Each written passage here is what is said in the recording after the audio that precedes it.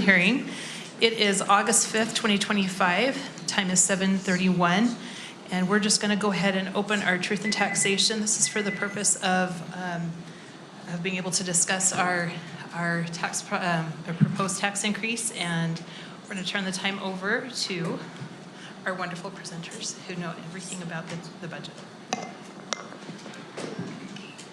Okay, thank you, President McDermott. Thank you, Board, for the opportunity to present for a few minutes. Hopefully we can be short and sweet and give the public that's here to make comments and time to share their comments with us. So the agenda for our presentation tonight, we're going to talk about why we're holding this truth and taxation hearing. We'll talk about the timeline of how tax rates are adopted and approved in conjunction with our budget. We'll discuss some of the budget highlights and priorities that are creating the need for a property tax increase this year, and some of the state funding cuts that are also playing a part in that. We'll talk about the reserves that we have available here in the district and why we hold on to those. Discuss the rates specifically, and then go over a sample property tax notice for a home that's valued at the average value in the district, and talk about how property taxpayers could seek appeals of their valuation and potentially seek tax relief through statutory stuff that's in place. And then we'll get to board motions and time for discussion, and obviously give time to those who want to comment tonight, time for those public comments.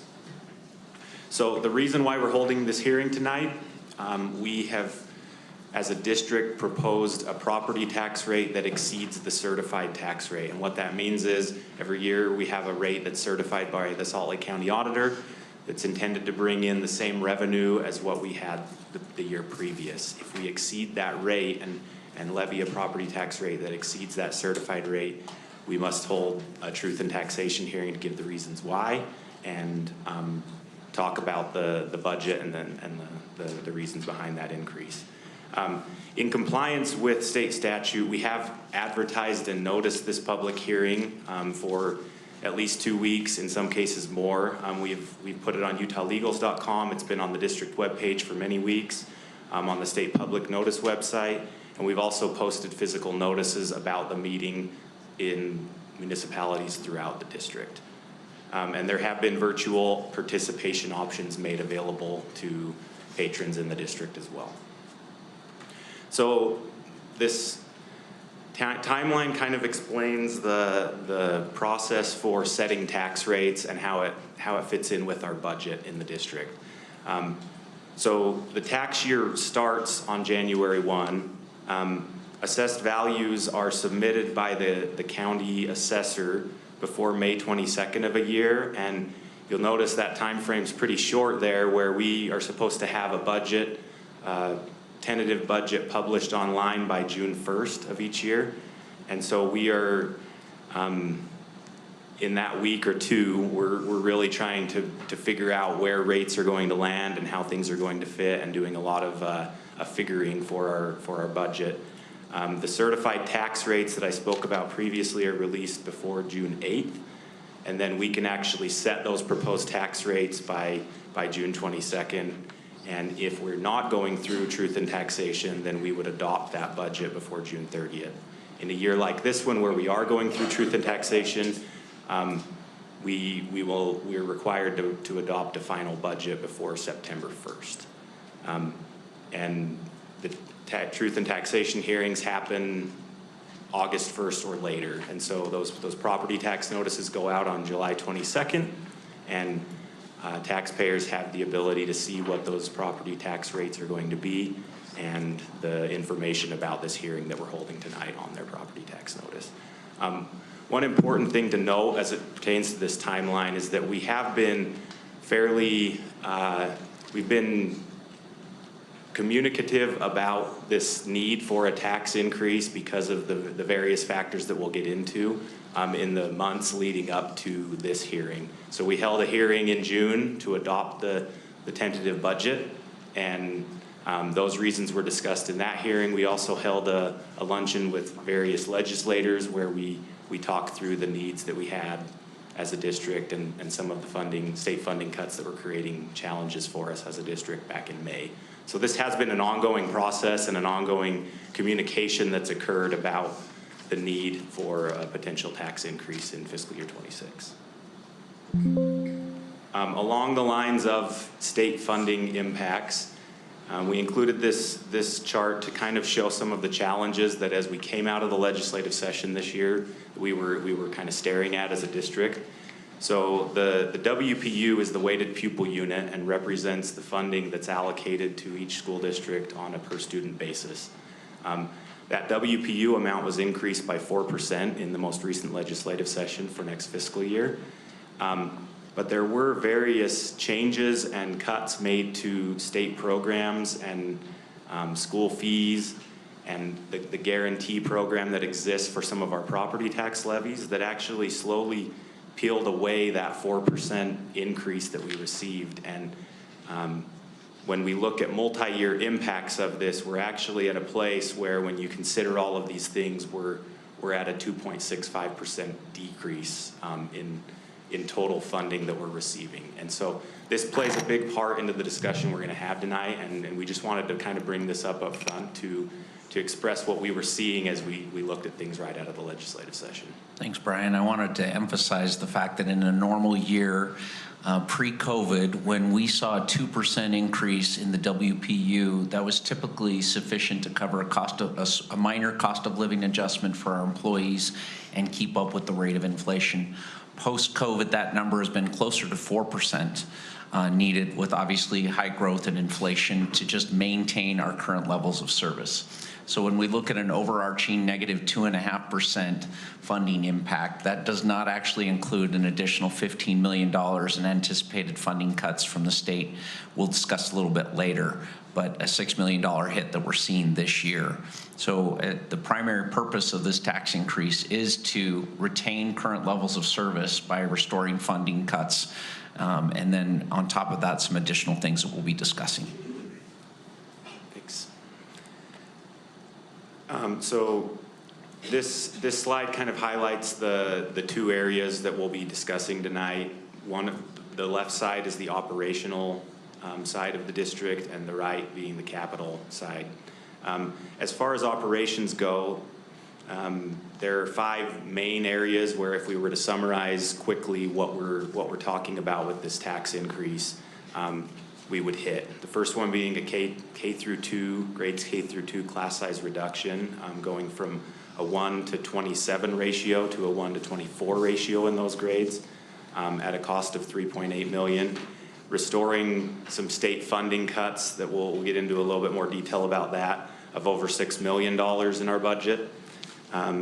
School safety enhancements of $1.6 million, and the ongoing cost here is related to the school guardian program, where each of our schools in the district will have a guardian that's essentially in charge of school safety at the site. Instructional supports of $1.4 million. These are aimed at helping elementary teachers have additional planning time by providing a para-educator or education support professional to help take classes so that elementary teachers can have time for prep. And then just keeping our employee compensation competitive. We've been trying, it's always an arms race as far as districts along the Wasatch Front, and making sure we're trying to keep up with the competition in our compensation packages and making sure our employees are taken care of. And this year was no exception. We're doing our very best, and the 1.75% cost of living adjustment that we provided this year is kind of the minimum that would be required to be able to do that. Correct. I think that's an important point of emphasis. Is 1.75% COLA is not insignificant, but at the same time, looking at what some of our other districts around us are doing in terms of increasing compensation, we need to make sure that we're able to retain the high quality employees that we do have, and so that's an important piece of this. Right. On the capital side, we've discussed for a number of years now the concept of continuing to grow that pot on the pay-as-you-go side in order to rebuild and remodel schools in our district. We have the oldest fleet of buildings in the state, and we are working through this capital plan to improve that. And you know, that's a slow process, but we do have a number of projects that are scheduled to start here in the next couple of years as we finish up the Skyline and Cypress High School rebuilds. So as we get into each of these operational budget priorities, the first three areas line up very well with the board's strategic plan of academic, social skills and dispositions, and talent development. So we'll talk about those in relationship to those three areas. And then when we get into the next slide, there are other priorities that kind of fit into multiple areas that I guess the point being every single one of these things in some way relates back to the board's strategic plan, and the priorities that we're talking about for this tax increase are intertwined with that strategic plan. So on the academic side, we talked about that grades K through 2 class size adjustment. There's also restoring funding or continuing the level of service we've been providing for software for English learners. We lost a state grant beginning in this current fiscal year that was paying for that software previously through the state. College access support for high school students. This is providing a coordinator that will help to get high school students that support in applying for and moving forward with. Remind me, Brian, this one is at a loss of state revenue as well. There was state-funded college access advisors, and this was our solution to try to press this person to be able to provide support in a number of locations. Right, so they've had some state support before that is going away. Yes, that's correct. Thank you. Mm-hmm. As far as social skills and dispositions, we have behavior supports in schools that is essentially helping kids who are struggling in school to get back to a place where they can be in their boundary home school. So this is staff and people helping with that Safe School Light program or behavior supports in schools. The gang prevention program is state funding that we've been receiving for a number of years that is going away in fiscal year 26 to help provide the gang prevention programs in our schools. That's a gap of about $500,000 that we are building into the budget with other district dollars that was funded previously with a state grant. And then as far as talent development, we talked about the elementary prep time at a projected cost of $1.4 million, and also instructional coach support at each school. So this would provide a half FTE in each of our schools to provide instructional coaching and support for our teachers at a cost of $4.5 million. As a reminder to the board, could you go back to that previous slide? Thank you. Our goal continues to be at the direction of the board to reduce district staffing and sizing. We've eliminated 2 positions this year out of 8 total in the last several years, and we'll continue to eliminate positions as appropriate, commensurate with our reduction in student population, but we are pushing a number of those supports and FTE down to the school level to make sure that they're getting the help that they need. Other items included in the budget are the Brockbank Junior High reopening with the grade reconfigurations in our junior high schools. This became necessary in the Magna area, and will provide for a better junior high experience for those students in that area. We have built into the ongoing budget administrative supports that were done with one-time dollars in the fiscal year 25 budget. So this is allowing each of our elementary schools to have at least a half FTE of additional administrative support for behavior issues and helping with instructional support. And then all of those things that a principal does, this provides that extra level of support. In some of our elementary schools, we haven't had that previously. Brian, just a reminder, as you go through this, when we see the acronyms FTE, some of us know what that is, some don't. So Yeah. if you go through, will you explain the full-time educator? Yep. So people can understand this alphabet soup that we've got going on sometimes. So FTE essentially means an employee that's hired full-time as a contract employee of the district. So a half an FTE would be half of a full-time contract employee. and includes salaries and benefits for those contract employees. We've talked about the school safety and the school guardian program. That's an estimated cost of $1.6 million for next year. School fee replacement, there were changes made legislatively over the last 2 sessions to eliminate certain school fees, which includes the basic registration fee in our junior highs and high schools and course fees related to the required core classes. And that's going to be a loss of about $1.7 million in fee revenue for our schools, and the budget builds in a replacement of that revenue for our schools so they can continue to offer the programs they were offering previously with that fee revenue.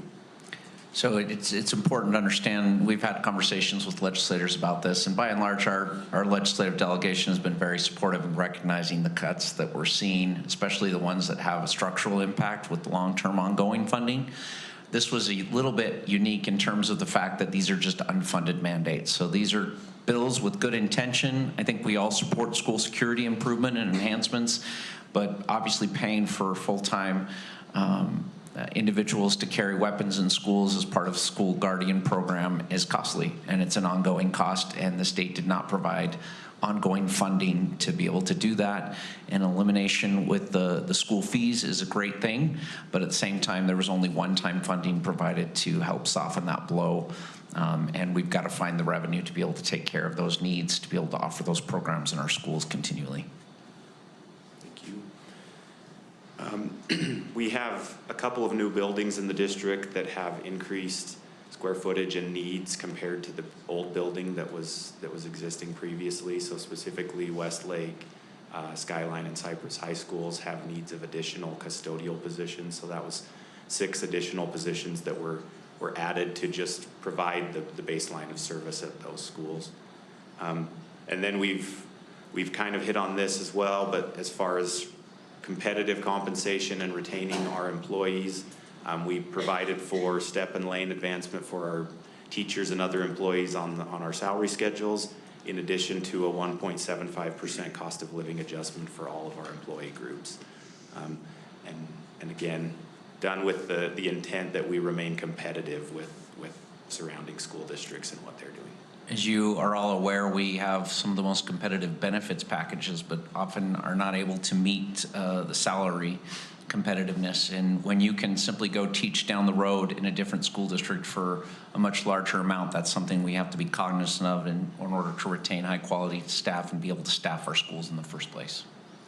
The professional staff program for many years at the state level has funded school districts and charter schools based on the experience levels and how, you know, the education of their professional staff of teachers. And in fiscal year 26, that program is being cut and going away and being replaced with something called the flexible allocation that essentially allocates us money on the basis of total WPUs in the state. Meaning it's more of an enrollment basis than it is based on anything to do with how experienced or educated our teachers are. And for us, that becomes a big deal because we have a more experienced and more educated group of teachers at our school district. And so that ultimately lost us about $2.2 million in fiscal year 26, and we'll continue to have that ongoing impact in future fiscal years. And then finally, in fiscal year 26, we had to implement a state law that was passed to provide parental and postpartum leave to our employees. So 3 weeks of each of those, meaning that the father and mother in those situations would get 3 weeks of leave when they have a child, in addition to a mother receiving postpartum leave after they give birth. Correct me if I'm wrong, but this is really just an enhancement of our own benefits. We did have benefits before, but now the new state law requires us to match the state levels of Yes. services, which cost us another $500,000 in programming with no funding, additional funding from the state. Is that correct? Correct. So great benefits to offer to employees. We're thrilled to be able to offer those things to employees, but it does have a cost because we are now offering this without an employee dipping into their sick leave, essentially, right? So there's an added cost of offering this and the substitutes and other absence related costs that we incur. So the question has come up many times over the past year on why Granite School District and other school districts in the state hold on to money as reserves. And we put this chart out there. I don't want to go through the details of every single one of these pieces of the reserves and fund balances that we are holding on to as a district, but suffice it to say, every single one of these pieces has either a legislative or a mandated piece that we hold on to those reserves, or it's fiscally prudent and responsible of us to do so. So a lot of these relate to benefits that we offer to our employees and making sure that we're funding 100% of that liability at any given point in time. There's other pieces of this that are restricted dollars for capital projects that we're planning on doing related to that pay-as-you-go model that we talked about earlier. Every single one of these pieces is something where you look at it and you say, yeah, that's a wise use of funds to have those reserves available to cover liabilities or other things we have going on. And the other point to make with our reserves is it's never a good idea to pay for ongoing costs with one-time dollars, right? And so anything in here that is available to spend on things in the budget would be something we'd want to look at as a one-time expenditure and not as an ongoing cost in the budget. So now the fun part. Let's talk about property tax rates. So there are a couple of property taxes when we look at these levies up here that Granite School District is, the board levies the tax, but we don't have any control over what that rate is or the amount of that rate. So the state basic levy is the big one that we are required to levy as part of our participation in the basic school program of the state. In order to receive state funding, we have to levy that tax, and it's set at a rate that's the same across the state. Every school district has to levy that tax. The charter school levy, which is 4 down on this list, is a piece of property tax that is intended to fund charter schools in the state. And so we levy that as part of our board local levy. It essentially becomes part of that, but that revenue never comes to us. It goes to fund charter schools in the state. And that's why it's colored pink along with the board local levy. And then our debt service levy is determined. The amount of this levy is basically set in order to cover the debt service needs of the district. It pays the principal and interest on the school building bonds that have been issued to build and take care of our school buildings. And so we set that rate at an amount that's sufficient to pay our principal and interest on the bonds. Then as far as rates that the board has control over, the voted local, the board local, and the capital local levy are the 3 pieces that the board sets and has control over what that rate is. The voted and board levies fund operations of the school district, where the capital levy is intended to fund ongoing maintenance and rebuilds of our school buildings. So this rate adjustment column on the chart that we're looking at is really what we're talking about here tonight, right? So there's an adjustment or an increase in the board local levy and in the capital local levy that's slightly offset by a decrease in our debt service levy. So let's go to the next slide and we'll kind of get into the details on that. As far as the board local levy, this is where we're funding the majority of this increase for operations in the school district. $13.1 million is essentially the rough number of what we're looking at trying to fund in the general fund for operations related to all of these things we've just talked about. We also have a smaller piece that's intended to cover deferred maintenance on our school buildings and covering the cost of that ongoing pay-as-you-go replacement and remodeling of our school buildings. So you can see the numbers in the right side, total revenues that will be brought in from each of these pieces of the increase. It's approximately a little over $3 million on the capital side and $13.2 million on the operations side. There is another piece that is related to that board local levy where when that charter school levy increases, it necessarily pills off a piece of revenue from our board local levy, meaning that went up, and so our revenues are now decreased by this 1.4 million from compared to what we had in fiscal year 25. We lose those as that charter levy increases, and again, we have no control over what that levy is as far as the charter school levy goes.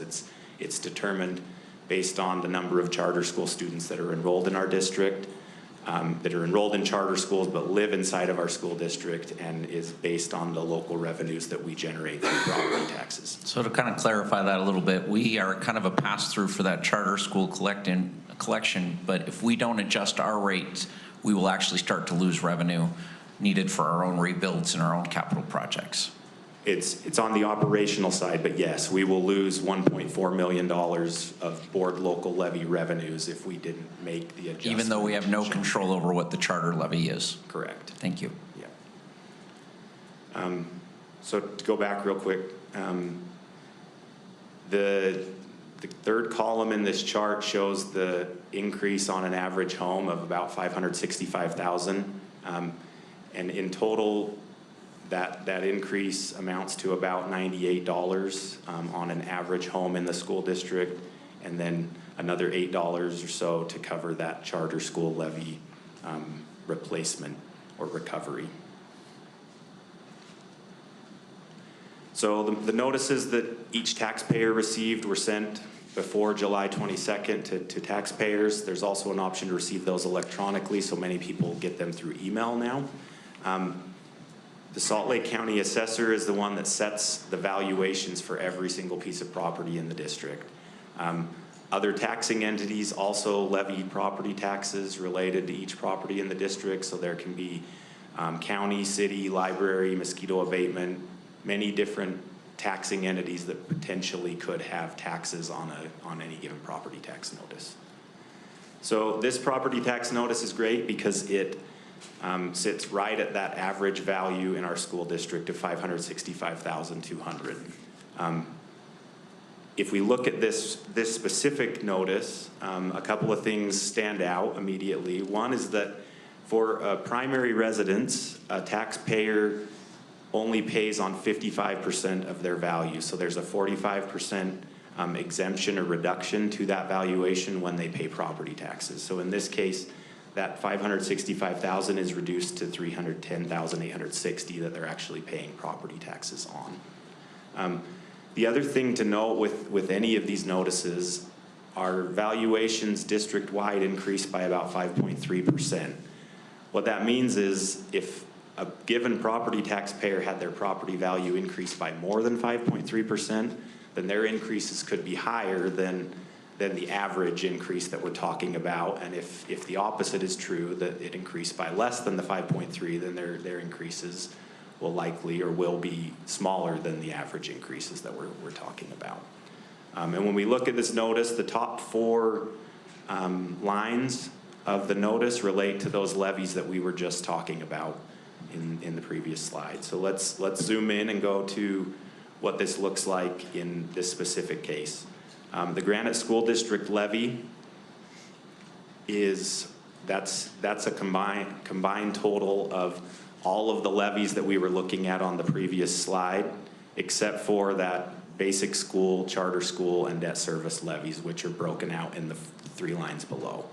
And the way that the notice is set up is it shows you in the far right column, the gray column, what that property tax was in the year before, and then the green column on the very left is what the property tax will be this year if the property tax rates are approved as they're proposed.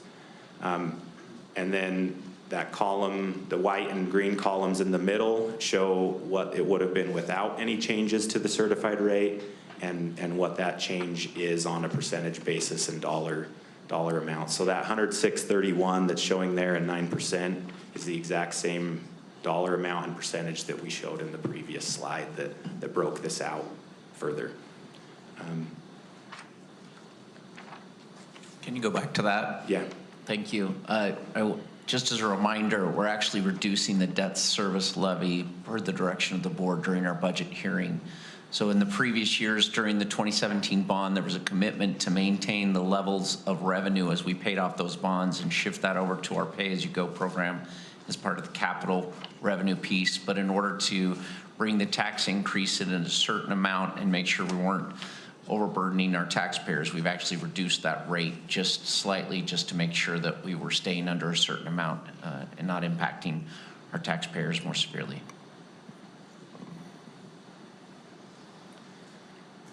So property taxpayers who believe the valuation shown on their notice is higher than what their property is actually worth can appeal to the Board of Equalization. So there's the process and form that's available for a taxpayer to do that. It must be done before September 15th.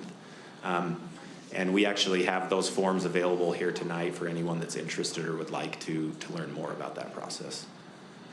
There are also statutory tax relief programs that are available for taxpayers that meet certain qualifications. Many of these have household income requirements related to them.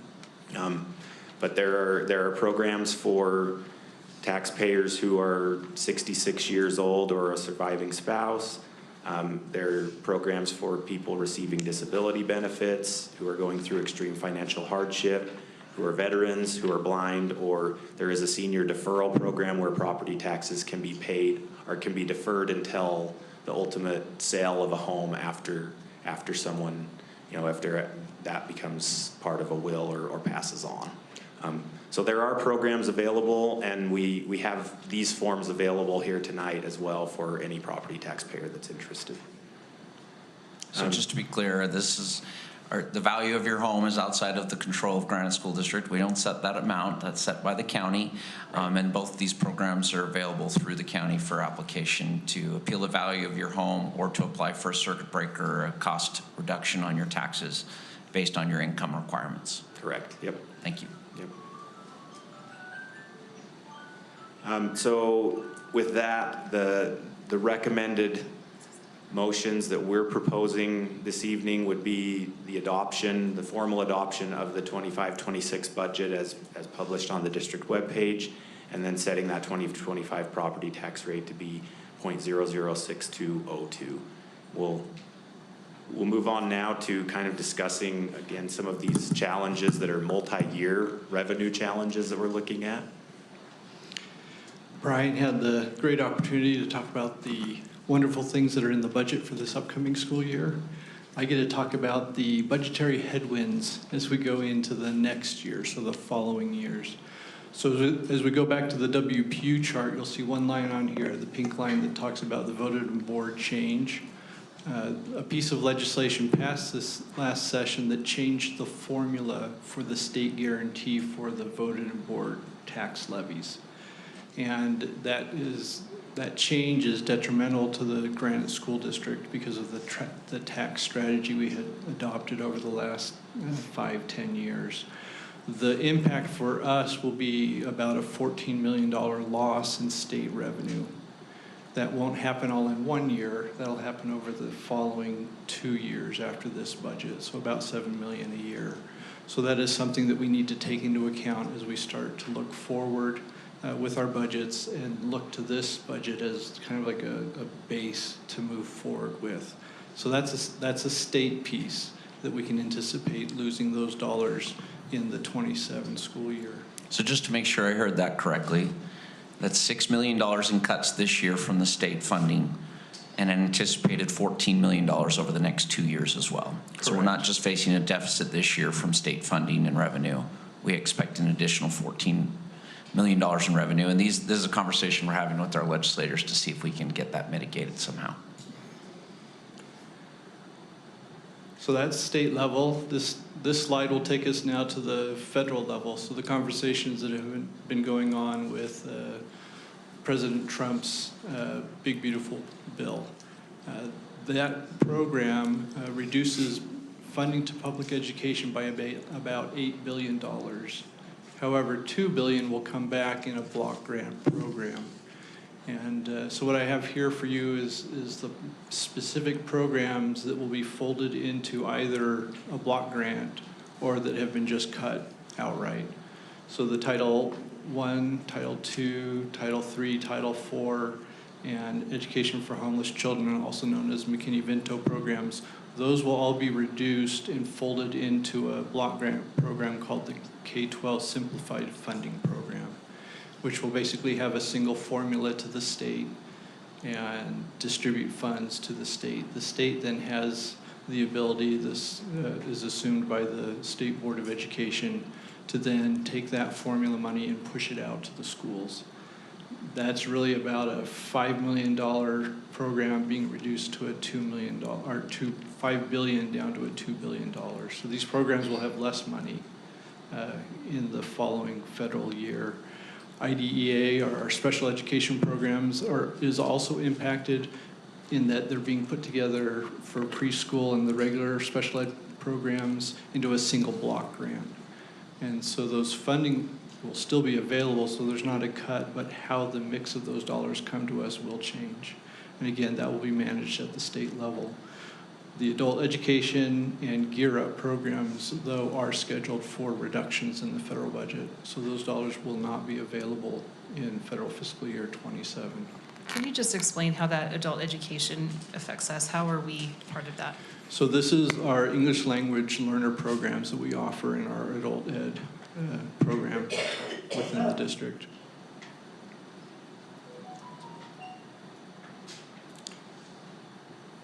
Can I go back to that slide?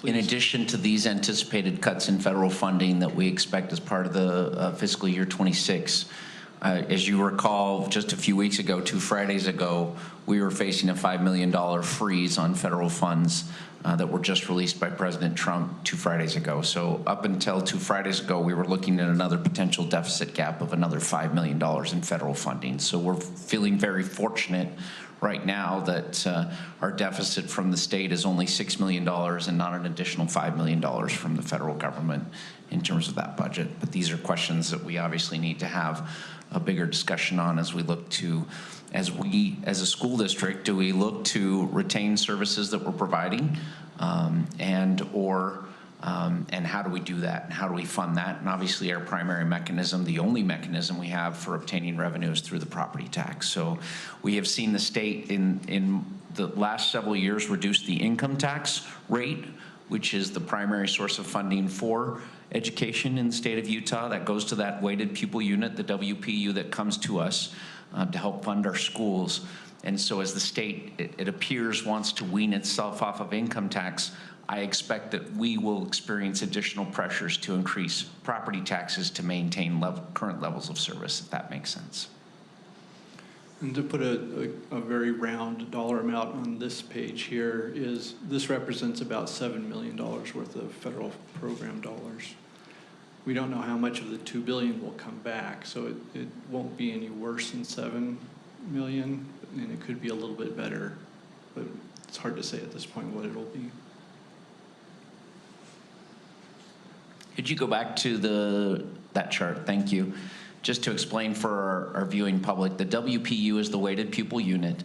That is the primary measure. By when that increases, if that WPU goes up anywhere between 2 to 4%, we're generally able to maintain current levels of service with a small increase cost of living adjustment for our employees.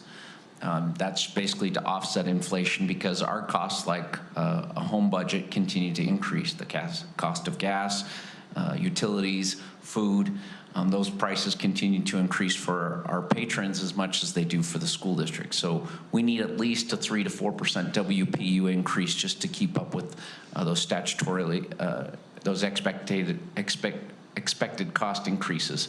So the defunded programs, we've listed those there. Gang prevention money, monies for libraries, nursing, and other programs. We saw programs that were cut altogether from the state, including some SPED programs that were eliminated. The school fees is an unfunded mandate that we're having to fund now moving forward.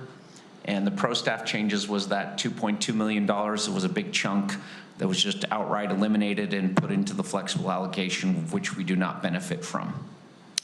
The voted and board change is a big piece, and that's that piece that we will expect to hit us even harder next year and the year after, in tune of an additional $14 million in the school safety as the guardian unfunded mandate to provide armed security in every one of our schools with no additional funding from the state.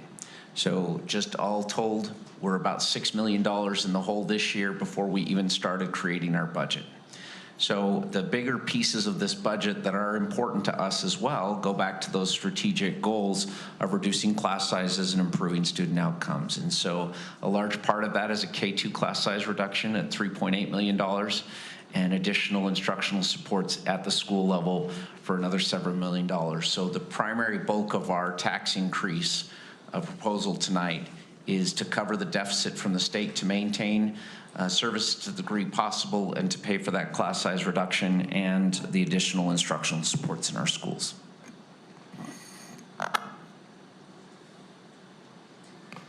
Just to be clear too, if you go back to that other slide, the voted and board change, last year, just as a reminder, the only thing that we changed and the reason why we had to go through truth and taxation is because we had the change from the board debt service to the board levy, and that was just a flip. It just flipped where it was. It was not necessarily an increase in tax, but because we chose to be as fiscally conservative as we could, we're getting impacted higher on that one especially. Is that correct? Am I reading that correctly? So we definitely have an impact from the biggest part of that voted and board impact that hits us is due to certified tax rates actually bringing those rates down, and it causes us to lose revenue from the state that exists in those guarantee programs. And so as that rate comes down, we lose state revenues because at no fault of our own, that rate's just decreasing because property tax values are increasing in the state. And so it's always been that they have a 5-year look back period on a hold harmless on that. So like we get the rate that was the highest rate from the last 5 years. They're eliminating that and reducing that down to 1 year. So that's the big change there that we're seeing that hit from because our rates have come down through the certified tax rate. But the easiest way to explain that and what we were trying to describe to our legislators during the legislative session is you're punishing us for not raising taxes more. Because essentially by not increasing our tax rate during that 5-year look back, we're now seeing a reduction in funding as a result. Is that fair to say? Yeah. Thank you for clarifying. I also want to point out again and reiterate that as we proposed this budget, we came back, we've actually looked for additional cuts. I've mentioned the reduction in district level staffing and pushing supports back out to schools, commensurate with our reduction in student populations. And we have seen an overall decline year to year of about roughly 2% of our student population, and our district staff is being cut back appropriately along those lines. Unfortunately, that does mean more work for our district staff because we're seeing 60 new regulations passed by the legislature this last year.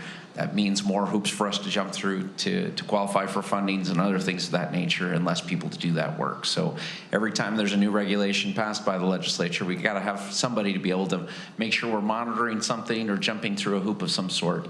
So we have been working with a couple of legislators on some regulatory reduction moving forward into some future fiscal years. But we are looking at cost reductions. And some of these programs, while they were defunded or eliminated altogether by the state, we have not fully funded those the way they were funded. We just are getting by with what we think we can do with at that point in time. The college advisory program is an example of that. That was a program we received several $100,000. We're only funding it to the tune of $50,000 in this particular budget. So you can see us working to cut those items. And we went through that a lot of in depth in the June budget hearing, but I wanted to reiterate that. Thank you. All right, we have time for public comment right now. We have, just so you are aware, we have 22 people signed up. So we will allocate 3 minutes, but we are going to try to hold you to 3 minutes. So we would appreciate it if you can make sure if you are signed up for public comment that you keep your comments to that 3-minute window. We're going to start. We have 2 people. I would just point out that you can still sign up. Oh, yes, you can still sign up. There are signups out there if you want to go out and sign up in the hallway. So we'll grab those before the end. We're going to go ahead and start with we've got 2 people that are online that wanted to comment. So we're going to start with Joshua Mindrum, who is on Zoom. Can you hear me? Yes, go ahead. Okay. Thank you. I appreciate your time in this matter. I did have a list of things to talk about, but the meeting was informative because I wasn't aware of the June one, so I'm kind of having to frantically reset some of my talking points as well. I would just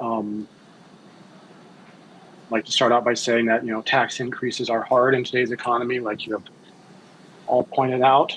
However, I would have several points or areas that I was interested in. Is that there was the budget that I was looking at online from pages 7 to 8. It says that student enrollment is dropping in line with historical examples. And I was not able to find online through the resources I could access any mention of plans to increase enrollment or further combat that, because if the district has been consistently declining for 30 years, I didn't see anything in there that we were budgeting for how to plan for avoiding this in the future, not knowing that the extra $14 million was coming in the next couple of years as well.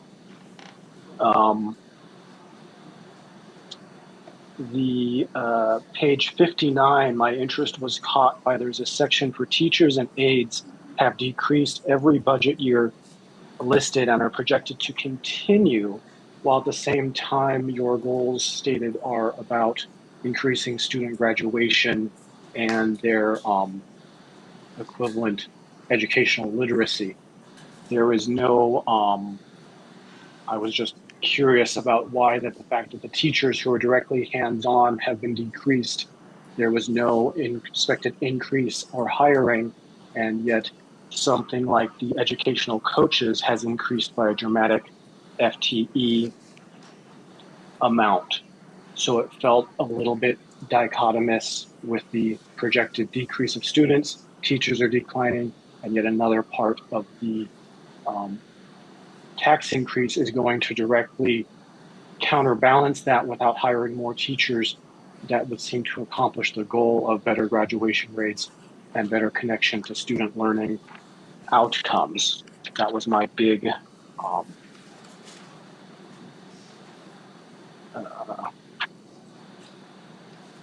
point regarding that. And also, there wasn't a concern, I didn't hear anything mentioned about the WPU, any efforts to combat that. Increased advertisement, increased reaching out to the community to get students to enroll, to avoid charter schools. Those were some of my larger concerns. And per my own timer, I am right at 3 minutes. So thank you for your time. Perfect. Thank you so much. We appreciate your comments. We're going to go ahead and go on to Jordan Wilden, who's also on Zoom. He actually is not logged in yet. Yes, he did. Oh, did he? Okay. Can you clarify, Board President, when people have questions, how are we making sure that they get the answers? Because I know we're not responding and, So anybody here we want to make sure people get their questions answered. So I'm writing down and I'm taking notes. I know board members are doing the same. If you have questions about your tax notice or some other specific portion after the hearing, we're happy to stick around and visit with you in person. But we'll try to address as many of those actual questions that come through post public hearing.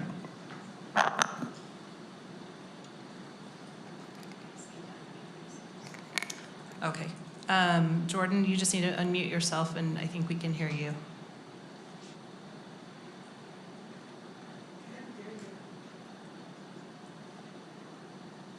Jordan, if you're there and you can hear me, just go ahead and unmute. Can I suggest we give him a chance to try and resolve his technical difficulties, and Yeah, that you we'll go announce at least 2 or 3 individuals so that they can be prepared to be at the podium? Yep, you bet. Okay, we're gonna go ahead, if Jordan can get on, we'll come back to him. We'll go ahead and get Monica Wilbur next, and then Heidi Jensen after Monica.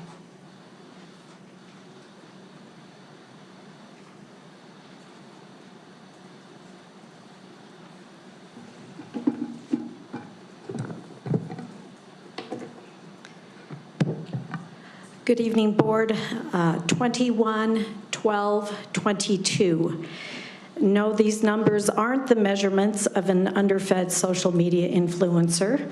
They are the proficiency scores of the students at Cypress High, my local high school.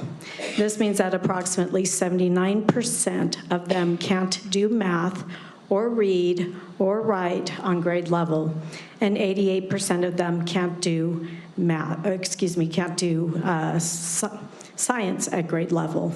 I have those stats wrong. 79% of them can't do science or read or write on grade level, and 88% of them can't do math at grade level. 17, 7, 13. No, these numbers are not the combo to your locker that you had in junior high. They are the proficiency scores of the students at the large, expensive, state-of-the-art Granger High School mega campus.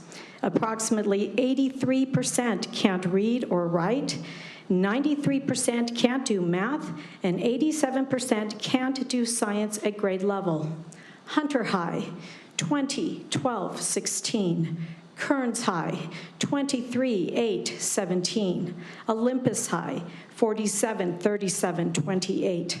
Skyline, 67, 50, 67. Only Skyline breaks past the 50% mark, but still more than a quarter of students can't do English and science at grade level, and only half can do math. Overall, Granite school districts clock in at 32, 28, 34. That's marginal if you're a fashion model, but absolutely dismal for a school district who has one job, and that's to educate children. I mean, just think about these kind of honestly embarrassing numbers for a minute. Granite School Board, what is it you are raising taxes on your residents for again? Because what these numbers say is that you want senior citizens, residents on fixed incomes, disabled homeowners, and patrons without children in the system to pay even more on their property taxes to fund schools that can turn out students who can swear in 10 different languages but cannot properly punctuate a sentence. Students who are fluent in woke social skills and ideologies but couldn't recite the preamble to the Constitution to save their lives. These are kids who are functionally illiterate and barely at that, which is why I pulled my kids from your schools. You don't deserve the money you want, and you don't even deserve the money you've got.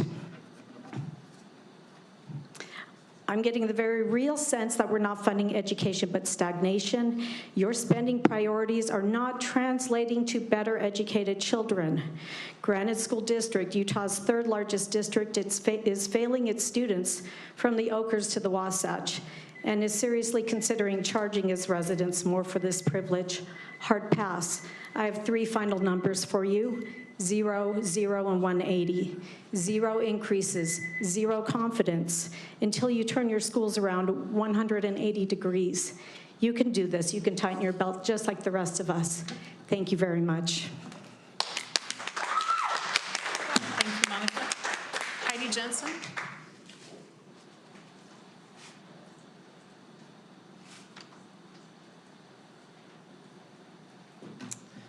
Good evening. I'm here mainly to thank the board, our wonderful superintendent, and other supporters.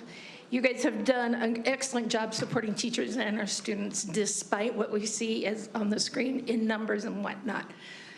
Superintendent, I appreciate all your interjections about what our legislation has taken away from us. Without all of those funding mechanisms, our children will fail, and they have been decreasing. That funding has been decreasing year after year after year. Is it possible that a school district can bankrupt when they don't have enough money? I don't know. But the legislation has intentionally taken this money away as if they want us to fail. I appreciate your support and decision in wanting to do or coming up with the idea of the truth in taxation. I know it's not an easy pill to follow. or Sabalo, I'm sorry. But we do we recognize you on that effort, and we do appreciate it. Some of those programs at my school, English language learners. When you have somebody who comes to the country and has no English, and it's 70% or more in your school, you got to work hard. In my school, we worked our butts off last year, and we got some pretty high scores. Right, Carrie? But we also had really good teachers who were dedicated. And the only way we can keep and get those teachers is if they have a competitive salary and benefits. When you have 4% on the WPU, that doesn't work. Sorry. Teachers have a hard job, but we are dedicated to the success of each of our students. And we always tell our students, we can do hard things. Well, we can do hard things. So again, I just thank you for your support and your cooperation and your dedication to providing the resources our students and teachers need, despite our legislators' unwillingness to properly fund education, public education. Thank you. Thanks, Heidi. We will go ahead and move on to Breezy. And after Breezy, we have Amy Warren.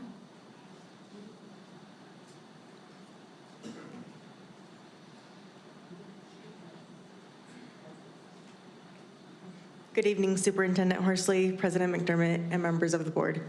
My name is Breezy Davis. I'm a 10-year employee of Granite School District, the parent of a Granger High Network child, and the president of the Granite Education Support Professionals Association.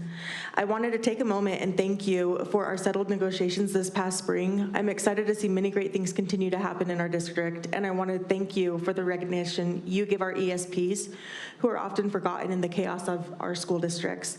ESPs are some of the most hidden but most important employees of a district, and without our ESPs, the district simply can't run.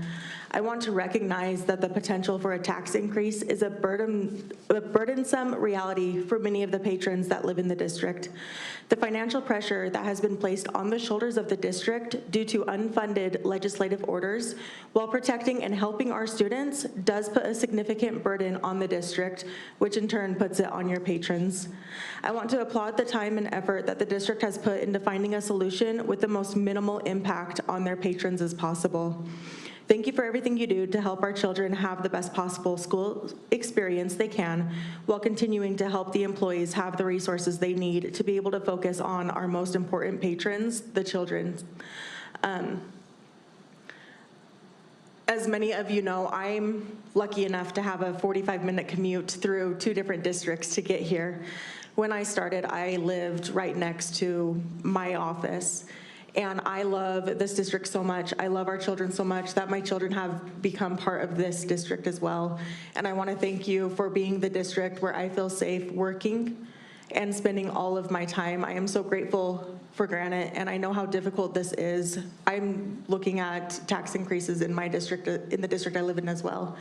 And even though it will have no impact on my child because my child is here, I still would support my local district as well, because I know that at the end of the day, our children are the future of America, and we need to make sure that we're giving them the best education that we can. So thank you, guys.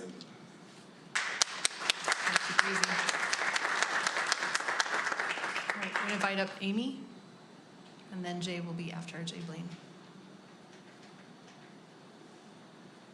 Hello, my board. Thank you for the opportunity to speak today. My name is Amy Warren. I am the Utah PTA Family Life Commissioner, along with being the Granger Council PTA President and a taxpayer in Granite, who has the opportunity to send her children to the wonderful schools here. I'm just going to read briefly. Utah PTA has a position statement on unfunded mandates, and I'm going to read that briefly. Utah PTA recognizes that legislative action that requires schools to implement a practice, procedure, or permanent structure at little to no cost to the state forces resources to be drawn from other areas to pay these requirements. Spending at school district level must be carefully controlled without excessive carryover funds, which limits the ability of schools to reallocate funds to cover new requirements. Bills that incur spending costs to schools should be accompanied by an appropriate allocation of new funding. Utah PTA believes in fiscal responsibility regarding public tax dollars and public education funding and continues to urge the legislature to make public education revenue allocations and funding efforts a high priority. I think we are seeing that displayed today as we are recognizing that you get really excited when you hear, oh, my income taxes are going down at the legislative session.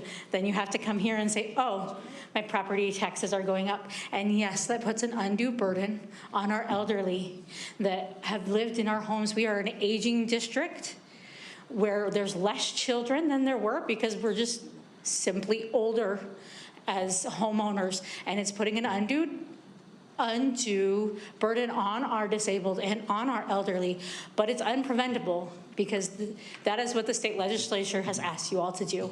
And I am grateful for you to be sitting here and doing that really hard thing. I know no one wants to say, I'm going to raise your taxes. That sounds like a horrible idea. I don't want to say that. I don't want to hear that. But I know that you guys are doing what is in the best interest of our kids. And I know we hear those numbers and we say our children are failing, but what we're not looking at are those individual children.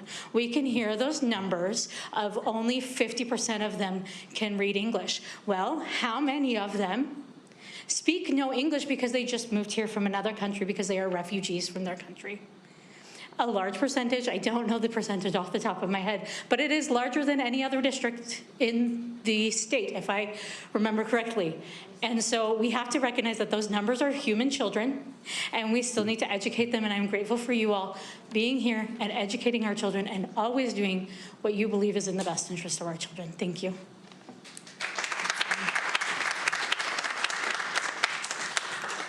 I'm going to invite Jay Blaine up, and then Kelly Pierce will be after Mr. Blaine. I was afraid he was coming after me. No. My name is Jay Blaine. I'm a resident of West Valley City and lived there for about 37 years. I was also a former high school teacher in Granite School District.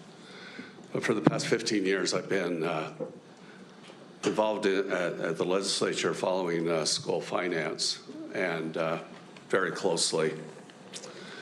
And also what's gone on in local school districts across the state.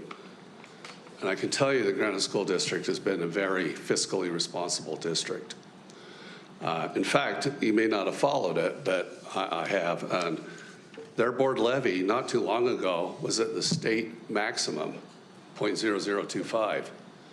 And they did that to help with their to do some financially responsible things.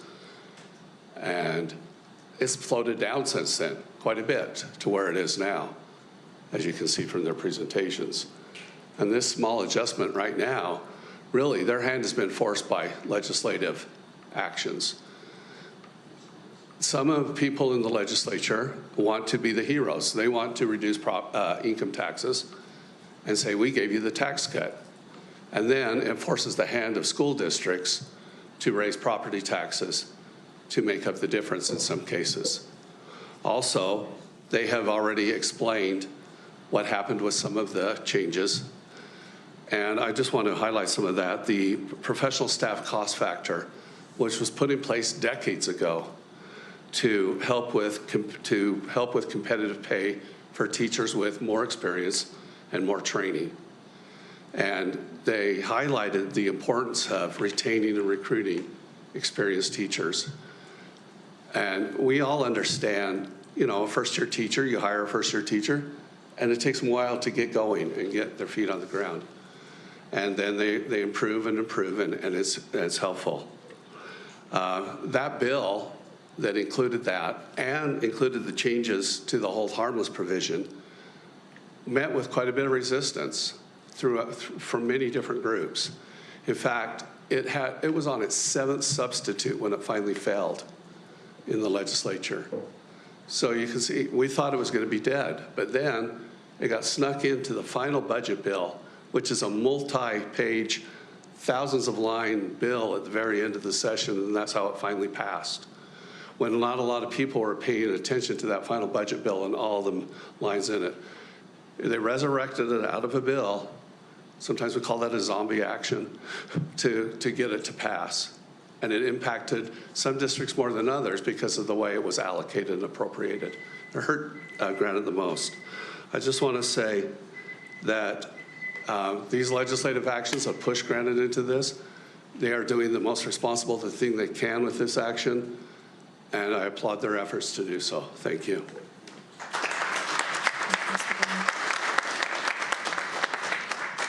Kelly Pierce next, and after her will be Jenny Whitford. Sorry. Sorry, I have a friend with me. My name is Kelly Pierce. I am a resident of South Salt Lake. I'm the proud daughter of a public school teacher. My mother spent 40 years in elementary education, and I am speaking strongly against this proposed tax increase. Granite School District, you're sitting on $352 million, roughly, which is supposed to be a rainy day fund. The rain's here. There are fewer kids in Granite School District. You're closing schools. I understand you're behind on projects like Taylorsville High School Addition, and your reading math scores district-wide are in the neighborhood of 26 to 32%. And there's no examination of how to do things better, make it easier for teachers, truly cutting bureaucracy, making sure projects are done on time and under budget, looking how we can maximize the resources we do have to better support teachers and children, investing in evidence-based reading and math programs. I mean, what are we doing with those closed school campuses? I've heard nothing today about truly changing the course the district's on. And instead of tightening your belts like everyone else in this economy, you're asking for more money, just give us more money. But will that money really make it to the classroom? I have my doubts. Even the teacher salary raises under this proposal aren't truly good enough to compensate great employees. What's that saying about doing the same thing over and over again and expecting different results? Thank you very much. Thank you, Kelly. Jenny? And after Jenny, I believe it's Orrin Randall. Did I get that right? Okay. Hi, my name is Jenny Whiteford. I'm a resident of West Valley City. My kids went to Granite School District 20 years ago, and I just feel like all these town halls and everything that are being discussed between employees and parents, they're not discussed among residents. So this is my first understanding of the property taxes getting raised on my home by a notice in the mail, because I don't feel like the older senior residents are being notified that their taxes are being increased in a very supportive way, even though that you're using ways to notify residents. I just don't feel like it's out there enough so that we can respond earlier and be part of the community of the school board when we have no children invested in it. And we don't see any outcome for us except for extra costs. So it would be nice that you found a better way for older residents to understand that we could be more of a part of a process, except for whenever we get a tax notice saying you have to pay more. Thank you. Thank you. Orrin, and after Orrin, we have Doyle. Jenkins? I really wasn't planning on speaking. I thought it was going to be the county assessors here. So, but anyway, those are the ones I had the problem with. I'm a retired teacher from Granite School District. I understand the problems that teachers have. I have a daughter-in-law who teaches out in Harriman, and when I go watch my grandkids out there, the minority population is non-existent. I know what Granite School District has to work with. The kids that come that are minorities, and they're harder to teach. And I understand that because that's what I did for all the years in elementary education. And I just want you to know, my grandson just graduated from Taylorsville High School, and I really thought he was a total idiot. But He did pass his writing exam to get into college, so he doesn't have to take remedial writing. So I'm very proud of him for that. And a couple of comments I have to make on the, in the past, I know teachers or principals and schools are given an allotment of money, and then if they don't spend it, they lose it. And I know of principals, I know one principal, I didn't teach with them, but they bought this whole reading program, put it downstairs, never used it. It was gone to waste because they had to spend the money or they lose it. So just spend right. And since I have one grandkid left at Taylorsville High School, I don't think the parent should have to fund, they want to redo the auditorium. The sound and the chairs, they're awful. They suck, tell you. And there's a, Granite has said they will, whatever money they raise, the community raises, then Granite will come back. I think we already pay taxes. Granite should just do it. So, thank you. Thank you. Doyle Jenkins, and then after Doyle Jenkins, we'll have Tina Hermanson. My wife would probably be a little embarrassed, and I'm a little embarrassed at the showing here. I recently, I'm not going to say retired, I just tired. And I'm probably going to have to get another job, and then I'll retire, because the tax increases don't help people who are not working anymore. I worked for a company for over 20 years that did work for the district, and I've worked for Kenyon's district, Jordan district, Davis School District, and Grant District. And some of these schools, you need to talk to your architects about the atrocities of the way these schools are built. They're built way too big, and they don't need to have half the things. Westlake is a perfect example. I think they got federal funding because of the earthquake. And so a lot of extra things were put in that school that didn't need to be put in the school. I actually made my wife quit Grant School District in October because she was more of a babysitter than she was being able to help kids in the school. So I think you need to relook at how the kids act in school and the way the teachers are taken care of. Thank you.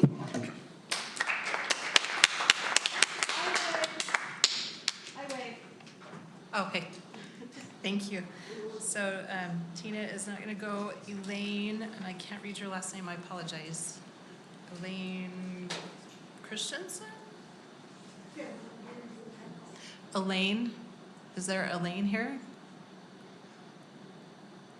I apologize, I can't read the last name. Elaine Christensen?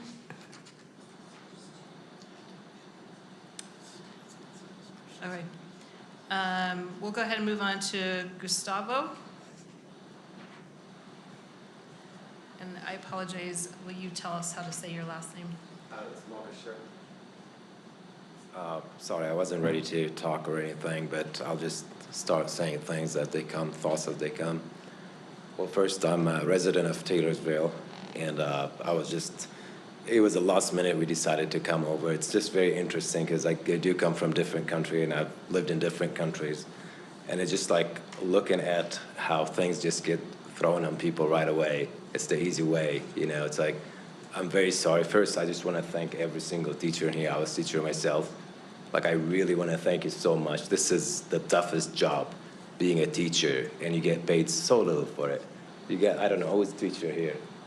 You guys rock.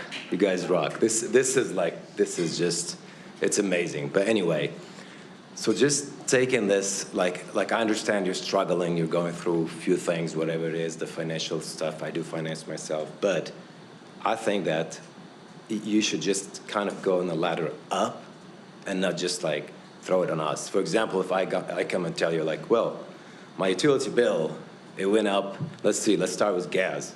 It went up $250. If I say it was, what is it, electrical, should I start, like, let's say it was this is the escrow as well. It went up because of the property tax went up, and then insurance went up. So if I tell you it's $640 that it went up every single month, what would you guys do about it? Would you pay that? would you charge, like, can I just send you a bill? Because I'm struggling now. It's easy, you know. It's just, that's the easy way. But no, I mean, you should probably reach out to other people. Like, I'm still paying the same income tax, you know, still the same. Like, I know, like, the income tax changed toward you, but I'm still paying the same income tax. And the only difference is I'm paying more property tax. So it's just more money. Everybody's throwing money on us, poor people, you know. But hopefully it will work out, and hopefully you don't raise this. I do know it's a struggle for you as well. If I had that job, it's pressure from every direction, and you do need to have this political power. I know you guys voted for Mr. Trump here, and maybe you should definitely reach out to him. He's a nice guy, maybe, you know. It's that big, beautiful bill, you know. Maybe you should reach out to him. I'm sure he will help out. He's a nice guy. Thank you so much. We're going to invite Darren Watts up next, and after Darren, we have Suzanne Larson.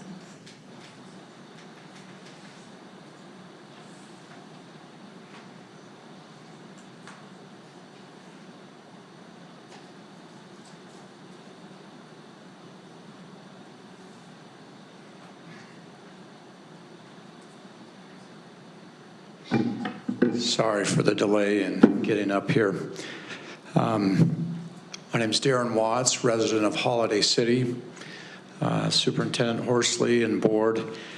I realize this is the method in which we need to govern, where we have public hearings and hear the expression of the public. And I'm just really responding to the statement that you made in your interview on KUTV, where the interviewer asked you, well, there's people that are worried about your tax increase, and your comment, Superintendent Horsley, was who? Who's worried about it? Well, I'm telling you, I go door to door. I've been running for mayor of my city, and it is the #1 complaint that citizens have. So I'm here to report that a lot of people are worried about it. I'm worried about it. I'm on a fixed income, and these increases hurt. I just want to, I know that you went through the weeds, and we looked at a $17 million increase of all services, which was, I thought, comprehensive. Thanks for doing that. But if you look at your salaries just alone, and I've just, you know, you have a $723 million budget in expenditures. In 21 to 22, you had a $378 million salary. In 22 to 23, it was $388 million. In 23 to 24, it was $428 million. And now the proposal for 25 to 26 is $447 million. That's really an increase of almost $70 million over 4 years. That's clearly above that 1.7%, 75% increase. And I think that's at the same time that we're looking at declining number of students. So I know that this is not the place to answer those questions, but I need to make the statement that yes, people are worried about it. I'm worried about it. And I just need to make that expression. I would love some time to go through the weeds of how we've seen an increase of $70 million in salaries over a 4-year period of time. So thank you.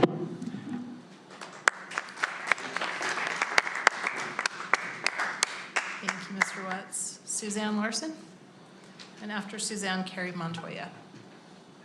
Good evening. I live in Taylorsville. I've lived in Utah all my life. I'm 81 years old. I'm on a very fixed income.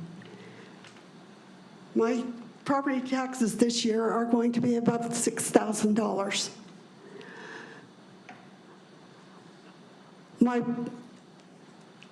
All my expenses keep going up. My utilities are going up. My garbage fees went up a huge amount. I haven't bought new shoes or new clothes in 5 years.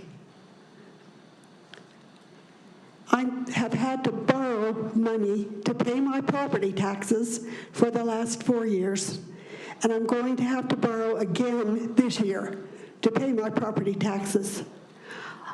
I have worked all my life very hard to pay for my home so that I could have a semi-carefree retirement.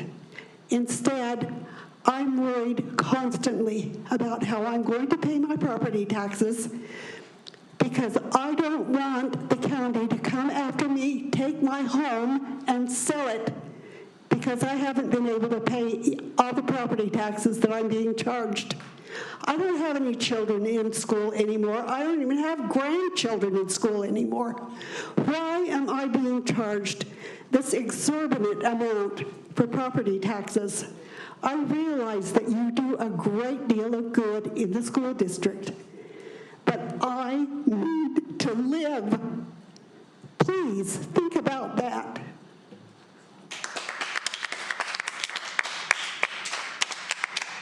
Thank you, Suzanne. Carrie Montoya, and after Carrie, we'll have Ashley Spencer. Thank you, Granite School Board and Superintendency. My name's Carrie Montoya, and I'm the Vice President of the Granite Association of Educational Office Professionals, and I am a secretary at Olin Walker Elementary School. We have 581 students at my school, where only 20% of our students speak English. We have 25 different languages spoken at our school, and our teachers and staff have a huge challenge to make our school's basic needs, to make sure our students' basic needs are met, as well as their academic needs. Our school's math and reading scores both increased last year. I want to express my strong support for this proposed tax increase. As a secretary who sees our budget and understands the needs of our school, it is needed. The adjustment is not just about numbers, it's about maintaining the integrity of our schools and ensuring we continue to meet the evolving needs of our students, our teachers, and our staff. Our educational support professionals are essential to the daily operations, and their contributions deserve financial stability and recognition. While this proposed increase represents a small step forward, it is important to note that it does not fully make up for the funding that we have lost due to recent legislation. However, it is a crucial measure to maintain a balanced budget, and I thank the board for always doing that, and protect the quality of education and support our district is known for. Our students deserve enriching learning environments, safe and well-supported campuses, and staff who feel valued and equipped to serve. This increase helps secure those conditions and upholds our district's standards of excellence.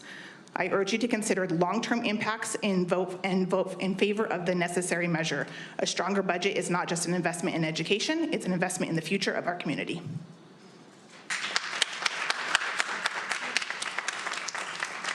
Thank you, Carrie. Ashley, and then after Ashley, we have Kevin Cruz. You know, I actually, Jessica's signed to talk too, if I go over on time, so she could just, she could go after me, she could pick up on my, just because I had a copy of what.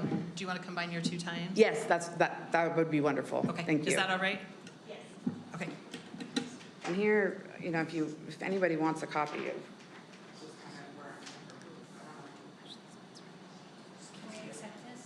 It's just a copy of what I'm going to say. There are like all these laws that we have to follow. Okay, well, I don't have my name on it, so at least they'll know, like, nobody will, you know, yeah. You're good. All right, well, all right. My name is Ashley, and I'm here today not just as a parent, but as someone who believes in fiscal accountability and justice for our community.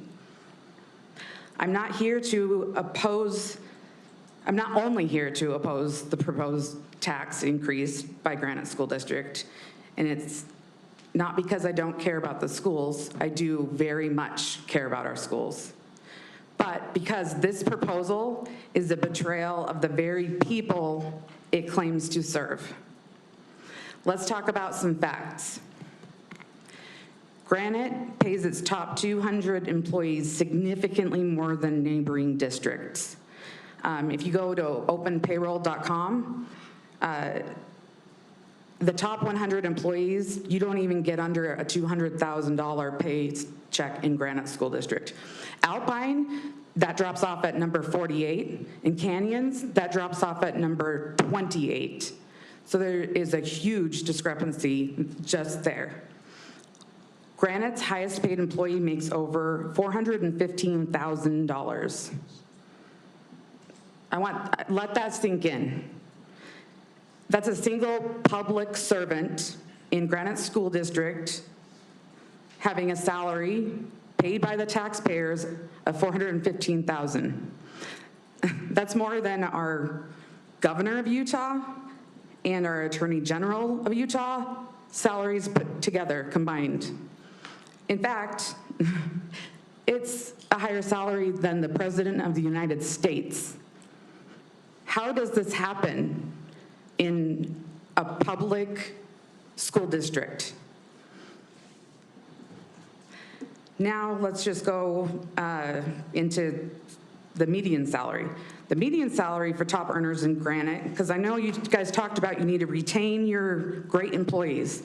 Well, it's nearly $96,000. That's 5 times higher than Jordan School District and 3 times higher than Alpine. Meanwhile, though, the median household income in this district is just $57,900.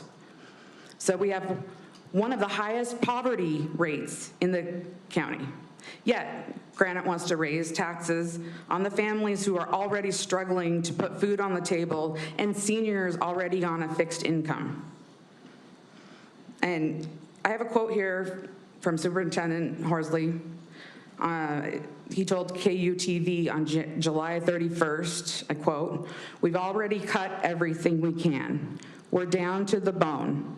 There's nowhere else to go but to ask the public to help us fund what the legislature has required." That statement is misleading.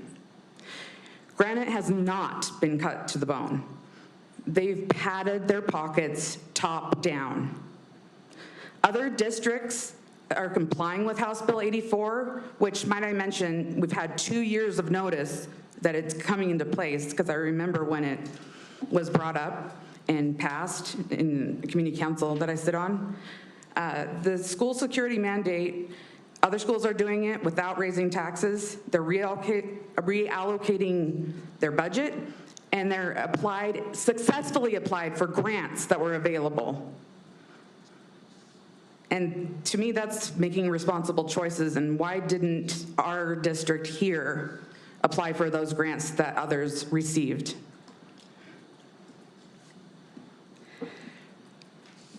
Granite's leadership is asking the poorest population in the valley to pay for their, honestly, financial mismanagement. And this isn't about student safety. It's about protecting bloated salaries and avoiding hard decisions. We need transparency and reform. We need leadership that doesn't exploit the vulnerable or the uneducated. You have many families in this district that have to work 2 jobs and don't have the time to oversee what's happening in this district. And that is, in my opinion, why I don't even know what employee number is under 200,000, because a lot of the data, stops at 100. And this is the only district that keeps on paying 200,000 past the 100th employee. Recently, Superintendent Horsley, you also said, we only have one revenue source, and that's property taxes. I'm empathetic to elderly people on fixed incomes. Empathy? That's not enough. We need transparency and we need reform. We need leadership that doesn't exploit the vulnerable. Like I said, you've had years to prepare for House Bill 84, and it is important to put into place. Granite School District claims the proposed $14.57 million tax increase is necessary to offset state funding cuts and meet mandates like House Bill 84. However, their own budget documents reveal discretionary spending choices that contradict this narrative. Employee compensation adjustments. A significant portion of the new revenue is earmarked for employee compensation adjustments. Sorry, your time is up. We need to move on to the next. That was 6 minutes. Are you taking her? Yeah, I just had a little bit more. If you can wrap it up really fast, okay, please. I will. You got it. You also included instructional coaches and prep time. Capital outlay increase of $3.23 million, and charter school levy transfers. The bottom line is that Granite is using House Bill 84 as a political cover for a broader budget expansion. The board should freeze non-essential spending, reallocate existing funds before asking struggling families to pay more. And I urge this board to conduct an independent audit of the district's spending, particularly at the executive level. Implement compensation caps that align with comparable districts. Freeze top-tier salaries. Audit your administrative spending. Audit your administrative salaries. Apply for the grants that the other districts got. Do the hard work.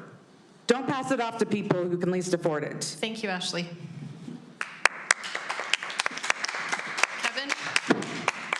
After Kevin, we have Michelle Jones. And by the way, Trustland, they generated, money for every school every year. I don't know if all you know this, but Ma'am, your time is up. in I'm sorry, '94, they turned $50 million into $3.2 billion today by being smart.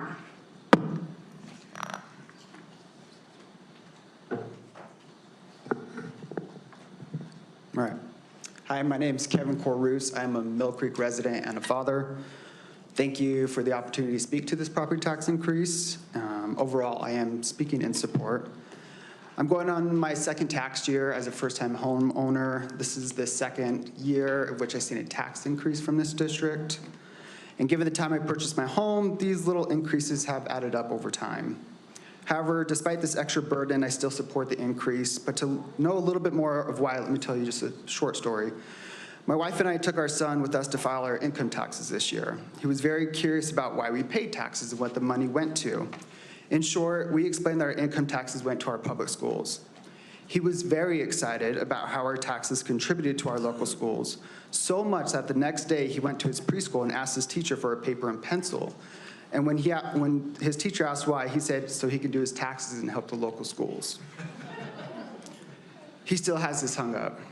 I feel the same way my son does. Teacher raises, smaller class sizes for younger grades, other instructional support. I mean, all these reasons for the increase this year are great for our schools, and I'm happy to support this effort. However, at the same time, I feel like this is not enough. I understand that you all are put in a tough position, your hands are tied, you're doing the best you can with the resources provided and the constraints in which you have to operate. But I believe, and I say this as nice as possible, like a parent encouraging their child to grow, I believe our local schools can do more and that this burden shouldn't just fall on our educators. My wife and I enrolled our son in kindergarten this year. After looking at the schools around us, I had trouble finding what made each school unique and competitive compared to surrounding schools. In the end, we also had to make a difficult decision. Our hands were also tied, and we ultimately enrolled our child outside of the district in a different public school, but not much further than the distance compared to our boundary school. Overall, I appreciate the work you all do for this district, and I'll be happy knowing that my property taxes are strengthening our local schools. But please consider young families who are looking to enroll in your schools for the first time, and consider how you can make them more innovative and competitive. Thank you for your time. Thank you, Kevin. Michelle Jones next, and then after Michelle, Caleb Meek. Hi, I'm Michelle Jones, proud GEA president, and I just want to express gratitude for the hard work this board does. I come to 2 meetings a month and see the hours and the endless discussions and you asking really hard questions of your superintendent, the leadership of the district, and even in the 5 o'clock meeting, there was a very robust discussion about what we are doing in this district to change things, to make things better, to address what our students need, how to support teachers, how to engage with our community. And that is something that I am so proud of this district. You are transparent, you are responsive, and you do hard work every day, and we see it. I'm going to start with my real comments now. I stand before you tonight to express my strong support for your decision to move forward with the proposed property tax increase. I want to commend the process, transparency, and thoughtfulness that has guided your work leading up to this point. You have engaged in, it seems, endless meetings, looking at the budget, asking where you can cut, looking for where our limited resources would make the most impact for our communities and for our students. Over the past several months, I've sat in school board meetings where you've openly discussed the financial challenges our district faces, challenges created not by local mismanagement, but, as has been mentioned several times in this meeting, by the decisions the state legislature has made. On top of that, the legislature has penalized local school boards for not choosing to raise property taxes in previous years, and you have been so fiscally responsible to not have done a true increase for a very long time. Despite these pressures, you've approached this decision with care. The tax increase will directly result in lower class sizes, expanded student supports, and an improved ability to recruit and retain high-quality educators, as is demonstrated by the expertise in our workforce. These are critical investments in both our students and also our communities, because when we have students who are well prepared to go into the workforce, they support our communities. This proposal reflects a fiscally responsible budget, one that balances the real needs of our schools with respect for the taxpayers that you serve. As a representative of those working in our schools every day, I want to thank you. As Karen, Board Member Winder mentioned, you guys don't get to hear thank you very much. You make a lot of hard decisions, and you frequently hear the complaints. So genuinely, from the bottom of my heart, thank you for the work that you do and for listening to all employees in our district as well as the community so thoughtfully. Thank you. Thank you, Michelle. Caleb Meek, and after Caleb Meek, we'll have Lori Pope.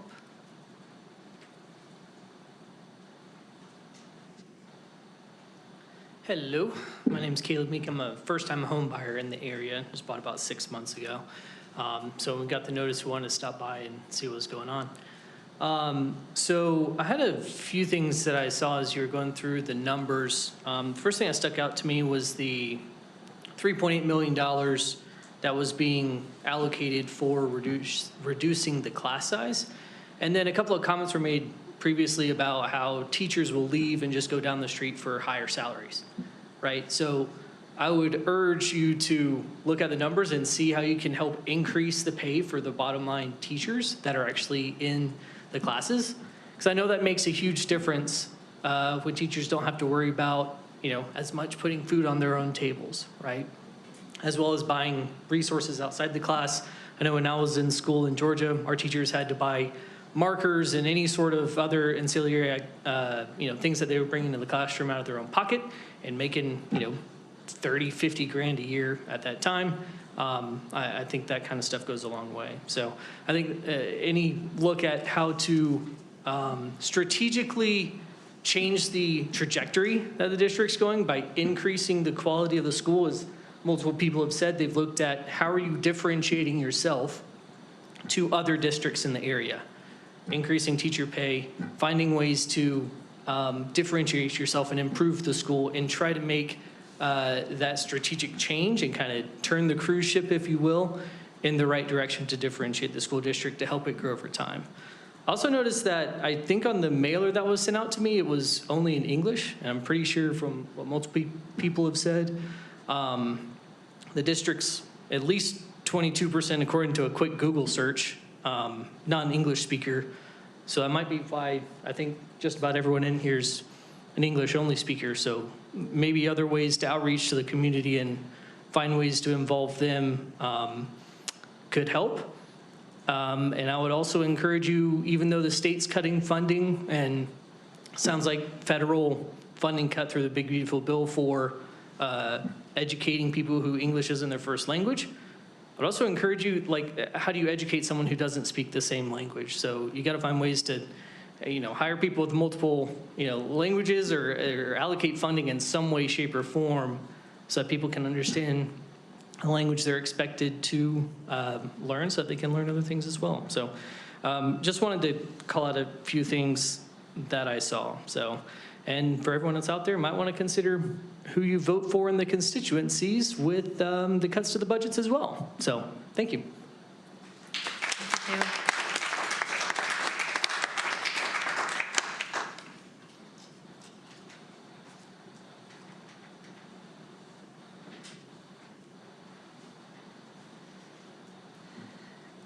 Okay, a lot of things that I was going to say have already been addressed, but I am a teacher, a parent, and a taxpayer in the district, all of the above. I wanted to talk about some of the things that I saw from my representative that's very vocal online, social media-wise, against the bill. My representative said that the starting salary for teachers in Utah is the second highest in the country. Any search I found on the internet did not support that. The NEA did say we were the 5th highest for starting. I think that's actually a wonderful thing, not something to complain about. As a first-year teacher in Granite School District, when I had my first child, I qualified for WIC and government assistant because my wages were so low. But a first-year teacher no longer needs that support. Our teachers should not be needing government assistance with such low salaries, but we're not at that point now. He also stated that we have increased teacher pay by more than 35% in the past few years, but no one from the union or school board association seems to mention it to anyone. Wonder why. The UEA fought us on nearly every public education funding increase and pay raise. They are horrible. Okay, to that, first off, 35% is not all teachers. That is starting salary. We have got them off of government assistance. People with more education and more years, that increase is about 13%, which is decent for the last 5 years. Second, the other reason why they haven't mentioned or thank you for them is because these pay raises that have been coming from legislation have come with a, I've often referred to it as an abusive relationship because, oh, we're gonna take $100 million away for vouchers. But here, we love teachers, have a $4,000 raise. Oh, we're taking away your collective bargaining. Oh, here, have a $1,400 raise. They're flowers after slapping us in the face. Also, my representative says we cannot use per pupil spending because it's a stupid comparison. So per pupil spending for me as a teacher, I receive $250 a year to teach science from the state. If I have 10 students, that's $25 per student for the year. If I have 250 students, that's $1 per student per year. I usually teach around 200 students a year. That is, per pupil spending matters. It makes a difference. And then we've also talked about how legislation has been cutting our funding. Students experience schools with labs and supplies, and I need to be able to use those for my classrooms. Consumer Affairs ranks Utah 4th in K-12 performance, but 51st in per pupil spending. Even my representative said we continually outperform states with 2 to 3 times more funding. So let's let education have the funds we need. They're using them well, as evidenced by 4th in performance, last in funding. Larry.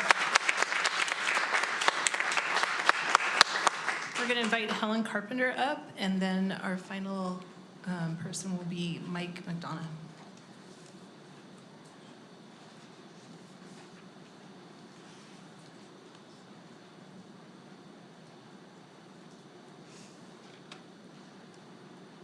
Hi, I'm Helen Carpenter, and I have never done this in my whole life, never gone to a meeting, never stood up and talked. But I am a 75-year-old widow. My taxes this year are $7,500. I don't live, I'm in Mill Creek, I don't live in Olympus Cove. I'm on 40th South and 13th East. I can't afford it. But in order to do anything about it, I'm supposed to find comps for my house. I'm not a realtor.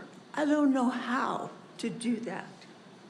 There is nothing out there that I know to do that will reduce that amount of money. You said there are forms out there. There's a piece of paper with a paragraph talking about stuff. There are no forms out there. The that I can use for the senior deferral. My grandson graduated from West High 2 years ago. He only did math at a 5th grade level. How does that happen? I mean, I'm beside myself with anger and frustration at what's going on. Thanks. Thanks, Helen, will you make sure that you talk to Luke and he'll make Luke sure can direct you to the form. the form that you need.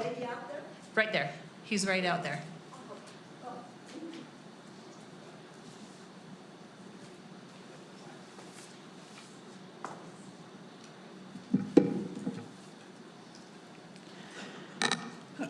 I'm Michael McDonough. I'm a resident of Mill Creek, where I vote and pay taxes.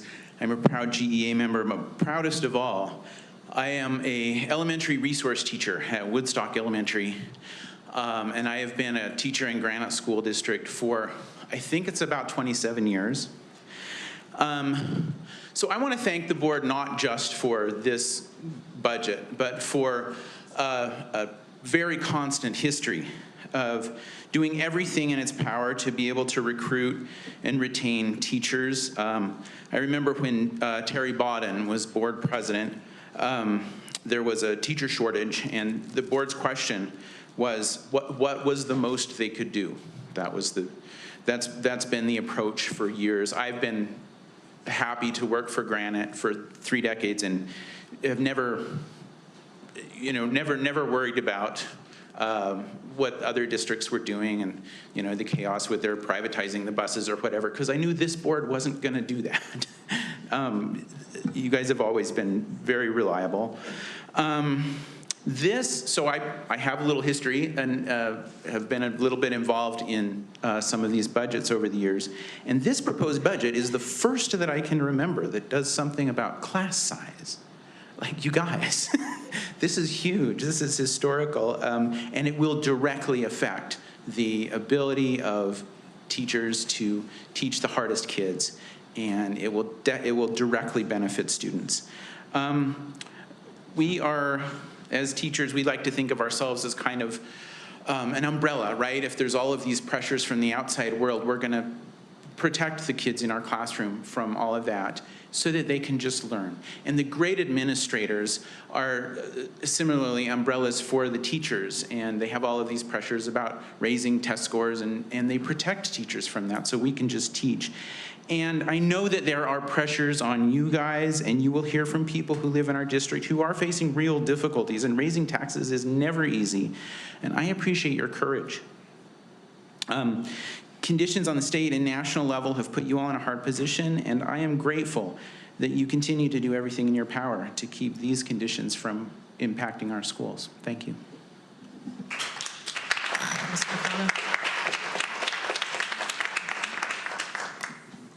If the board would permit, I'd be happy to review some of the comments and questions that came up and try to address those as promptly as possible. I think briefly would be appropriate. Feel free to chime in, Brian and Todd, if you don't mind. Monica mentioned proficiency scores and what do they mean. I wanted her to thank her for identifying our most impoverished schools because proficiency rates, highest correlation is to income. So thank you for identifying where we have the highest rates of also English language learners. 20,000 of our 52,000 students in Granite School District are learning how to speak English. That is the largest amount of English language learners in the entire state of Utah. We have more English language learners than all the other districts combined, and yet we only received $1.3 million in at-risk funding from the state that, as you saw in this presentation, was cut. So we are funding that reduction in terms of the only software and support that we have to help our students learn how to speak English and be able to increase their proficiency. I'd also point out that Skyline High School is the #1 traditional high school in the state of Utah, widely considered to be one of the best high schools in the entire nation, and yet, as you mentioned, its proficiency rate is only 65% in one of those categories, which speaks to our high rigorous standards here in the state of Utah. It does not speak to a deficiency proficiency. If the #1 school is only 65% proficient, that means there's something wrong with what we're testing on, not necessarily that our kids are failing. So given those proficiency rates, we certainly want to improve the outcomes for our kids, and I believe this budget does that by reducing class sizes, by increasing coaching supports to ensure that our students have access to the best quality teachers. I believe that we can improve those proficiency scores. By the way, Mitch Nurden taught a 7th grade math class this last year. He showed me some of the questions on the 7th grade math exam, and I have a master's degree, and I don't know the answers to some of those questions. That's how rigorous those standards are, and that's a good thing. That's not a problem. We want to teach high standards. Heidi Jensen, thank you for your comments. Breezy mentioned the support for ESPs. I'd make mention that just a few years ago, our ESPs, our education support professionals, were leaving our schools because frankly, Amazon and Walmart were paying more money for those positions. So we're grateful to be able to staff those positions as necessary and as appropriate. We're not here to make millionaires in any stretch of the imagination, but we do need to be competitive with those individual entities and groups that would pay more than we can in certain situations. And we only need to be competitive because people want to be in our schools and they want to support kids. And so we're grateful for Breezy and the organization you represent. Amy mentioned our 20K multi-language learners. Again, it's really hard to take a state exam to measure your proficiency if you don't speak the language. And so that is an ongoing challenge that's outsized for Granite School District, as we have also the highest rate of poverty in the state, at 62% of our students who are on free and reduced lunch. But we also have the highest rate of income in the state. So we truly are the most diverse district in terms of socioeconomics and race and ethnicity. Kelly P. mentioned $52 million in reserve funds. You are absolutely correct. And again, we're required to retain reserve funds in accordance with federal and state mandates. And we cannot use that $52 million in one-time funding to pay for an ongoing cost or deficit. That just doesn't make sense to build into your budget ongoing when you know the revenue is only a one-time source. So I appreciate that. And I appreciate the comments and the scrutiny with reserves. With respect to our reserves, we're trying to be as transparent as possible with the funding that we have in reserves. And again, the vast majority of those reserves are stored for to be legislatively compliant. You talked about the $3.8 million. Oh, you asked if the money was going to the classrooms, and besides the $6 million deficit, absolutely, $3.8 million is going directly towards a class size reduction at the K2 level, and another $1.6 million going towards classroom supports and improved coaching supports in those schools as well. So pretty much the entire tax increase is composed of money to offset legislative cuts or to go to our classrooms directly, because we believe and share that same concern. So thank you for bringing that up. Jenny mentioned some concerns about notifying how we notify folks. I want to make people aware that on our website, I hold 4 town hall meetings a year directly for our taxpayers and our patrons who do not have kids in schools. And so you can access that information. We publish that information on a regular basis, and we notify via postcard and give that opportunity to any active registered voter. And the budget postcard that advertised the budget hearing in June was also sent out district-wide to all active registered voters to make sure we're doing a good job of notifying our taxpayers of the decisions that this board is required to make. So I would just, if there's a better way for us to communicate, some other things about advertising in different languages, some legitimate comments there, we're happy to look at and review those and see if there are ways that we can enhance our communications. Oren talked about our minority kids being more difficult and challenging to teach, and he's right, we need to spend right. And I want to make sure that people are aware that if they are aware of fraud or abuse of school funds, they can report that anonymously on our website. You can also contact our independent auditor that is hired and reports directly to the board, not to me as the superintendent. And you can also contact the Utah State Board of Education, also has a hotline that you can notify. We get regular notices that can be done anonymously. So if you're aware of fraud, I want to know about it, because we're trying to stretch every dollar, every precious resource and dollar that we've been given by our taxpayers, acknowledge the great sacrifice that it is for some of our families and individuals. And to be clear, Superintendent, just to clarify, those types of notices come to the board directly, and they do not come through the superintendent. So we're able to have the appropriate internal controls that regulate those kinds of notices. Thank you. Darren, our friend from Holiday, mentioned an awful KUTV News interview, and I'm glad that he brought that up, because my question was not related to, was a specific question about who she had interviewed in her prior interview, because she mentioned something and then obviously took that out of context. So I'm grateful for you giving me an opportunity to clarify that for the general public. And I did take that up with the individual reporter as well, that was not a fair use of my statement. I'm worried about it, Darren. I'm worried about any type of increase to our taxpayers, and I know our Board of Education is as well. That being said, she was mentioning some very specific comments, and I was trying to determine if she was mentioning comments made by another individual that one of our other commenters had made, and I was trying to derive what the source of her information was. So I apologize if that came out in a crass way. That was certainly not my intent, and it was regretful that the news media used it and distorted it in that fashion. That being said, I'm not sure where your numbers came from, but I can assure you that our general fund for 2020 was $560 million, and this year is $691 million, and that is roughly about a 4% increase per year over that period of time. So we are trying to hedge our budget on roughly what, frankly, less than the average increase of inflation. And since you're running for mayor in Holiday, I assume you're going to be faced with some of the same circumstances with facing inflationary challenges in that budget as well. So thank you for your comments. Suzanne, I regret the impact this will have on you in particular. I wanted to make it clear that Senator McKay had run some bills to expand circuit breaker programs for the elderly who are faced with increasing tax increases, even though they paid off their homes a long time ago.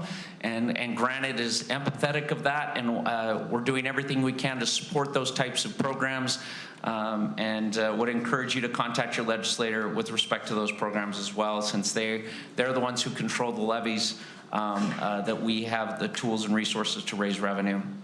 Ashley mentioned that our budget is a betrayal of the people it claims to serve. I would respectfully disagree. Granite School District has some of the lowest administrative costs in the entire state and also the entire nation. Our current estimated administrative cost is roughly $90 a student. Currently, if you work in a charter school, they're charging $400 per student for just their administrative programs and costs. Granite School District's administrative costs are composed of 0.75% of our overall budget. That's $690 million, and I would stack up our administrative costs against any district our size. We're benefiting from a tremendous amount of economies of scale, and as I mentioned, we've already reduced our district administrative staff commensurate with the reduction in our student population, and will continue to do so. You mentioned that, by the way, I do not make more than the President of the United States also. I'd like to make that clarification. No. Yes, he makes $400,000 a year. I do not make $400,000 a year. You said that I made more than the President of the United States, so I'm just clarifying. Okay. So tax increases are happening across the state. I have a sheet here from the Utah Taxpayer Association, and I'll just highlight some of the tax increases being composed from other school districts to meet the compliance requirements from the state legislature that we're also experiencing. $158 for an average home in Cache County, that's 11% increase. Davis School District is $99, commensurate with they're a little bit larger than us. $122 in Garfield County School District. Grand School District is roughly $40 increase. Iron County School District, $70. $284 in Tooele County Schools. $114 in Alpine School District. And $175 in Weber School District. So I know other districts are also faced with some of the same challenges that Granite School District has faced. With respect to that, I think that addresses the bulk of the comments. I did want to give a shout out to Representative Matt McPherson. that I believe one of our commenters was rebutting some of his comments. We had a conference call with him today, went through the budget presentation, and I shared some additional information with him, and he was very responsive and reciprocal to that information. So grateful to Matt McPherson for getting on the call with us. He's in Boston at a convention of state legislators, and we'll meet with him a little bit later as well to go through some additional details. That's all I have, board members. Thank you. We're going to go ahead. Ashley, I'm sorry. It's not appropriate for you to talk right now. The public comment is over. I'm sorry. I'm sorry. We're happy to talk with you after. Okay? Thank you. This time now is for the board to ask questions or comment, and so I will open it up for that. Are we commenting now or after a motion? Do you have any questions, I guess I should say? I apologize. No questions? Okay. If you will go, we have the motions, the suggested motions.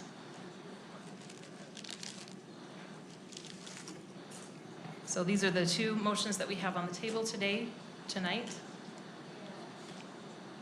So if there's no questions, I will entertain a motion. Okay, I move that we adopt the 2025-26 budget as published on the district webpage. I'll second. We have a motion and a second to adopt the 2025-26 budget as published on the district webpage. Are there any questions or discussions? Sorry. Are there any discussions? Well, I just have a comment. I mentioned in our budget hearing that I did not support our current budget because of various continuing expenses for things like electronic curriculum devices, third-party contracts, other items like SEL that I feel need to be addressed, and my position has not changed. It is worth noting our state legislature's role in this budget, as has been brought up by several others tonight. Perhaps the most perplexing thing that I've seen is the attitude from said legislature that we should be punished for not raising our taxes more in the past, and the overt message that we should solve this reduction in funding ourselves by simply raising our property taxes more now. And of course, as the superintendent mentioned earlier, removing the income tax at the state level will shift the burden to property tax even more, and that is very frustrating. I want people to be aware of that fact because it will sound great at the state level if and when it happens, but it will hit home right here. However, we can't just blame the legislature.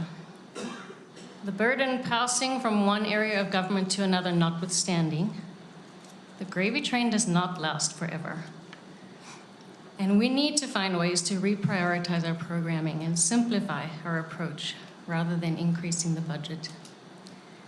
At some point, property taxes become so onerous for so many that it means that property itself becomes too expensive to own, which in my opinion is a disregard for the proper role of government, which should be concerned about protecting the property ownership rights of its citizens. That is the legislature's duty, but it is also ours. At the end of the day, this is a sizable tax increase at a time when so many are struggling, even more than they were last year. So I cannot support it. Thank you. Do we have any other comments from the board? I would just add one additional comment with respect to what Kim mentioned of the concern of what appears to be a market shift in our state from a state income tax to property taxes being the sole source of revenue, including to fund school districts, despite the baby face that you see before you. I hope to retire here sometime soon. It's probably further away than I would like it to be, especially given the likelihood that my taxes will be paid more so through property taxes than through state income taxes. It's deeply concerning to me as a future and hopefully soon to be retiree, and it's deeply concerning as a board member to those who are already in that position and relying upon fixed incomes to fund their existence. So this is a very difficult situation for all of us as board members, but for me individually, to contemplate a potential tax increase. That said, I believe in the process that we've gone through as a board, and at our direction, the process that many individuals have been involved in at the district level, to cut and scrimp and to find the best path forward, to find the best opportunities for the students who we ultimately represent and need to do what's right for. And for that reason, I will support the proposed tax increase this evening. Thanks, Clark. Julie? I just want to thank everybody who spent the time to come out today. It's a really tough decision to support when you know you're going to be hurting some. So I just want to say that, but I also want to tell you that one of the things that this really says to me, and this experience has kind of created resolve in me over the last few years, to make sure that all of our elected officials are working together. Like, there needs to be more collaboration.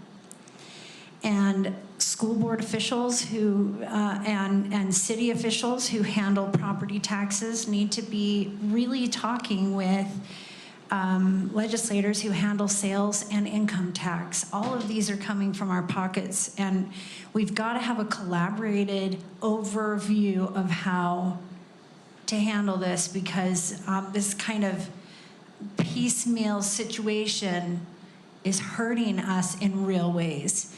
I have a meeting with Senate President Stuart Adams next week, where I'm going to be proposing this to say, hey, let's get all of our people together who are taxable entities and get us all at the same table so we can talk about this and have a good, comprehensive look at how this is impacting people.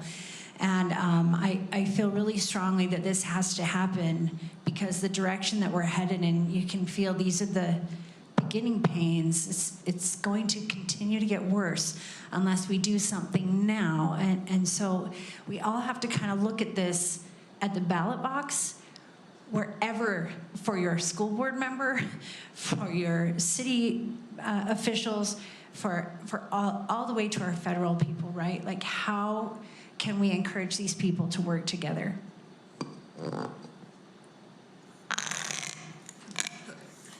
I am going to support the tax increase because I've been on the board a long time. And to see the changes that this will help as we focus totally on teaching and children learning and having help with for teachers has not happened much in the past. So I am very grateful for the way the district is going, and I support this knowing that teachers will be able to receive what they need, and the children will really benefit in the long run, and I'm grateful. Thanks, Connie. Did you have anything, Karen?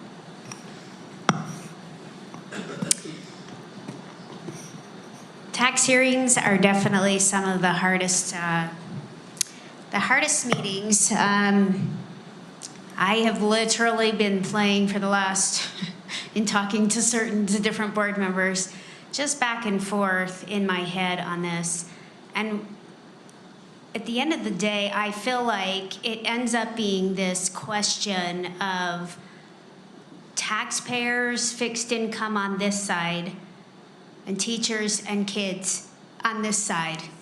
And here I am in the middle. And how am I supposed to make this impossible choice? And because I am very sensitive to the taxpayer, and I know what this means, and like Julie said, we know it hurts. And to sit up here and know that you are considering something that you know is gonna hurt, budgets, is really difficult. I mean, it's been weighing so heavy as I've decided, coming here tonight, how do I make this impossible choice? I have to vote. I'm not gonna abstain. But yet it's really hard. And so I hope you can kind of understand that I have taken this under consideration. I've looked at this over and over. I've asked hard questions. I've pushed our administrator really hard on clarifying some things. I've talked to teachers. I've talked to my neighbors. I've talked to friends. I've talked to family who's taxpayers within the district. It is a really hard choice. At the end of the day, I am going to support this tax hike because at the end of the day, I'm going to choose the students and supporting them. But I do, at the same time, I want you to understand how hard that choice is. I just have one comment. This is my least favorite thing to do, is truth in taxation and raise taxes besides close schools. Those are the hardest things about this job. And why I feel what Karen's saying, because in my area it's the same thing. We have a lot of fixed income patrons of mine, but I also have a lot of growth, and so I have new families who are just starting out, and this is hard when your property tax goes up. But at the bottom line, I believe in public education. I believe that we need to put the money where it's going to impact the most, and I feel like this budget actually supports children and our students better than any budget I've seen being on the board so far. So I can appreciate all the hard work that was put into this budget. I know our BA, I know Brian worked and worked and worked to make this budget as balanced as they could with the things we were up against that we had to fund. So I appreciate this. I'm going to support this budget, this tax increase, and also I know it's a hardship at the same time. It's not very fun. So thanks. Like Karen, I too have struggled with this as far as, it feels like you're caught between a rock and a hard spot, and I had my own father sit me down and say, okay, why is it that we're asking for this much money? And had to sit there and talk to him about it. And I'm fine doing that. I'm happy to do that. But I know it's not just these people who come tonight, the people that are here, and we appreciate you coming and participating, but it's also my neighbors and my friends and the people that I live next door to that I have to answer to at the end of the day. And it's a difficult situation. It's a difficult decision to make. At the same time, I appreciate Dr. Nurdin shared with us earlier in this meeting, at our 5 o'clock meeting, that there's a new principal to our district that made the comment that he's so excited that we are so focused on student achievement. And I think that is a shift that we have had the last few years, the last couple years. And I love seeing that, and I'm hoping and going forth with faith that this budget, that this is what this will do, that we will start to see marked improvements, that we will see when we focus our not just our talents and our teachers on student achievement, but also our budget, and we're reducing class sizes and things like that. That's what's important, and that we will start to see the return on our investment that way. And so as much as it is hard to make that decision to support that, I will also be supporting this. We have a motion and a second on the table. Without any further discussion, all in favor, please say aye. Aye. Those opposed? Oh, sorry. Those Nay. opposed? All right, motion carries. We have a second motion. I move that we set the 2025 property tax rate to be 0.006202. I'll second it. All right, we have a motion and a second to set the 2025 property tax rate to be 0.006202. Is there any further discussion on this? All in favor, please say aye. Aye. Those opposed? Nay. Great. Motion carries. And with that, that will end our Truth in Taxation hearing.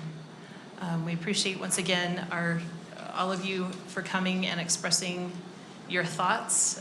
We want you to know that we do appreciate it. We do hear you, and this is a tough position, but we appreciate you being here. And with that, we have reached the end of our agenda, and so without any opposition,